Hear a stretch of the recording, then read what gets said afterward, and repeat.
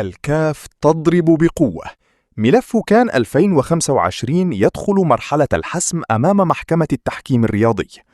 المغرب في سباق قانوني ضد السنغال والحكم النهائي يقترب.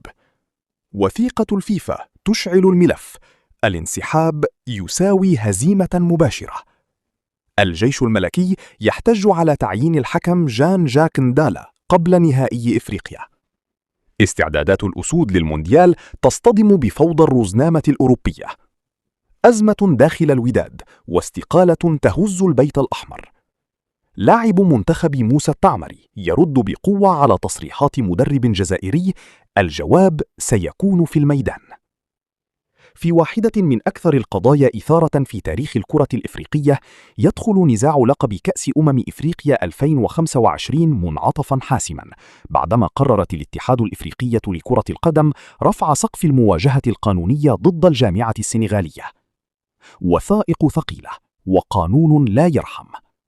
قدمت الكاف ملفاً مدعماً بوثائق رسمية أمام محكمة التحكيم الرياضي، من بينها محضر اجتماع تابع للاتحاد الدولي لكرة القدم يؤكد بوضوح: أي فريق يغادر أرضية الميدان احتجاجاً يعتبر منسحباً وخاسراً مباشرة.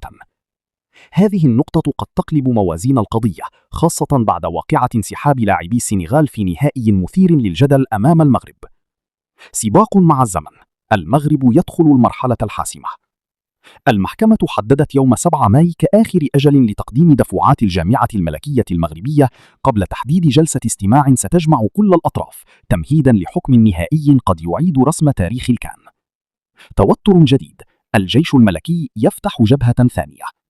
بالتوازي مع هذه المعركة القانونية، فجر نادي الجيش الملكي أزمة جديدة بعد احتجاجه الرسمي على تعيين الحكم الكونغولي جان جاك ندالا لقيادة ذهاب نهائي دوري أبطال أفريقيا أمام ماميلودي سانداونز. النادي اعتبر أن اختيار الحكم يطرح علامات استفهام.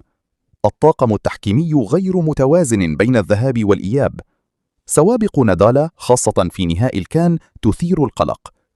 المباراة المرتقبة ستجرى في ملعب لوفتوس فيرسفيلد وسط ضغط جماهيري وإعلامي كبير. الأسود في ورطة التحضيرات للمونديال. بعيداً عن الصراعات، يواجه الطاقم التقني للمنتخب المغربي بقيادة محمد وهبي تحدياً حقيقياً. اختلاف مواعيد نهاية الدوريات الأوروبية يهدد انسجام التحضيرات. الحل؟ برنامج خاص للاعبين الممارسين في هولندا مثل إسماعيل صيباري، أنس صلاح الدين، لضمان جاهزيتهم قبل الموعد العالمي الكبير. زلزال